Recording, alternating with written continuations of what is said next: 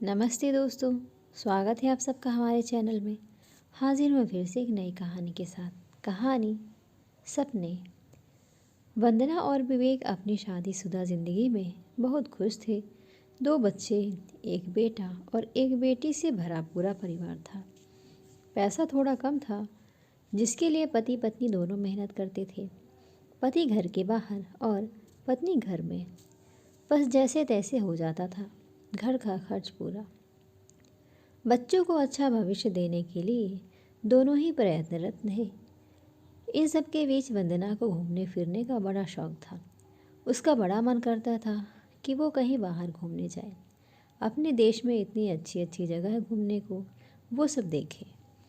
कोई बाहर से घूमकर आता था और उसे बताता था तो उसका मन भी बेचैन हो जाता घूमने को, मगर मन महसूस कर रह जाती थी।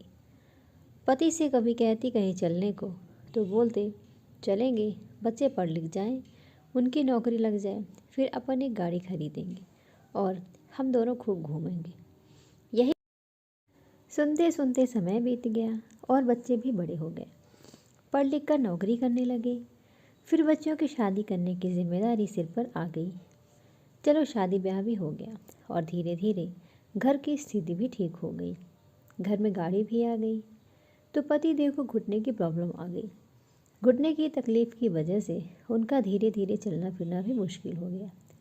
वंदना के मन में एक आस जगी थी कि चलो सारी जिम्मेदारी से मुक्त हो गए हैं, घर की स्थिति भी ठीक हो गई है और घर में गाड़ी भी आ गई है, अब खूब घूमेंगे। जो सारी उम्र ना कर पाई वो अब करूँगी। लेकिन घुटने की प्रॉब्लम की वजह से सारी उम्मीदें धरी की धरी रह गई। पति का घुटने का ऑपरेशन करवाना पड़ा। काफ़ी मशक्क़त के बाद विवेक चलने फिरने की स्थिति में आए।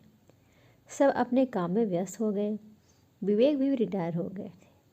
वंदना का मन करता था कि ईश्वर की दया से सब कुछ ठीक हो गया है और अपनी गाड़ी है तो आरामदायक सफ़र भी कर सकते हैं।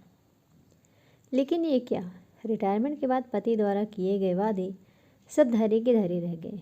वो कहीं जाने को तैयार ही नहीं होते थे। यहाँ तक कि लोकल बाज़ार वगैरह भी बंद कर दिया आना जाना। उन्होंने तो ड्राइंग रूम की कुर्सी और टीवी का रिमोट पकड़ लिया था। बस दिन भर टीवी के सामने ही बैठे रहते।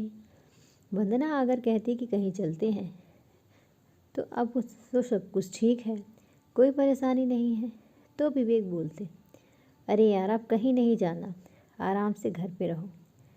कि इस बार तो बहस भी हो जाती थी वंदना और विवेक में। लेकिन विवेक टस से मस नहीं होते थे।